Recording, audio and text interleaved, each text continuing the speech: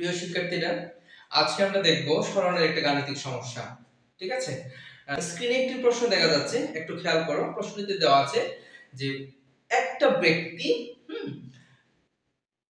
100 metre ব্যাসার্ধের একটি বৃত্তের চারদিকে আড়াই পাক ঘুরে, অর্থাৎ একটা বৃত্তকে সে আড়াই পাক ঘুরলো, সে আসলে কতটুকু সরণ ঘটালো, মানে কতটুকু সরণ ঘটে। আচ্ছা, এই প্রশ্নটা যদি সলভ করতে হয় তাহলে আমরা কি করব একটু খেয়াল করি। ধরলাম এই একটা পয়েন্ট, হ্যাঁ, এই একটা পয়েন্ট, এই পয়েন্টে এটা হচ্ছে একটা ব্যাসার্ধ, ব্যাসার্ধের মান হচ্ছে r = 100 মিটার। ঠিক আছে, তাহলে ব্যক্তিটা এখানে ছিল, এই ব্যক্তিটা এই জায়গা থেকে ঘুরে আসলো, মনে করো এই যে একটা বৃত্ত একবার ঘুরলো। ঠিক আছে, একবার ঘুরলো, এটা কিন্তু একবার, কিন্তু আমি বলছি আড়াই পাক, তাহলে একবার ঘোরা মানে হচ্ছে এক পাক। ঠিক আছে, এই যে এক পাক, তারপরে আবার ঘুরলো দুই পাক। ঠিক আছে, এই যে দেখো এটা হচ্ছে দুই পাক, দুইটা দাগ দিচ্ছি আমি, হ্যাঁ, তাহলে দুই পাক। এখন তারপরে হচ্ছে আরো আধা পাক, মানে হচ্ছে 2.5।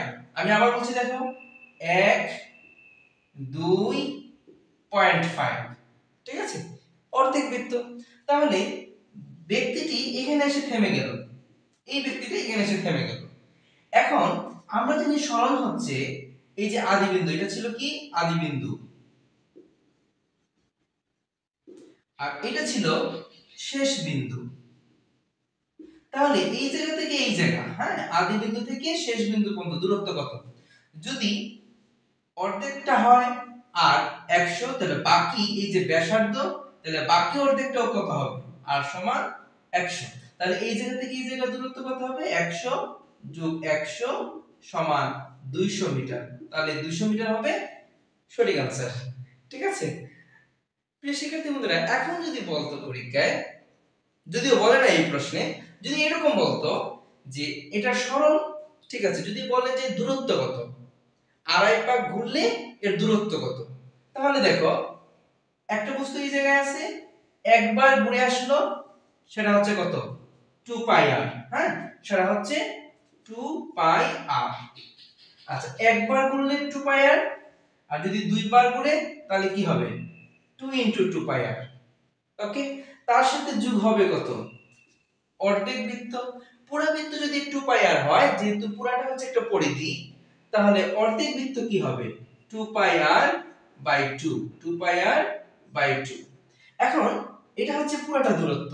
যদি এই দূরত্ব হয় তাহলে 4πr প্লাস πr, তাহলে 5πr, 5 * 3.1416 * 100।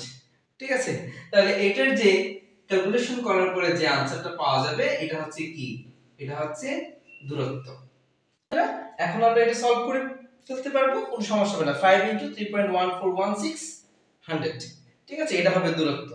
হ্যাঁ, তাহলে আমরা এই যে বুঝতে পারলাম যে একটা দূরত্ব এবং একটা সরণ কেমন করে নির্ণয় করা যায়। ঠিক আছে।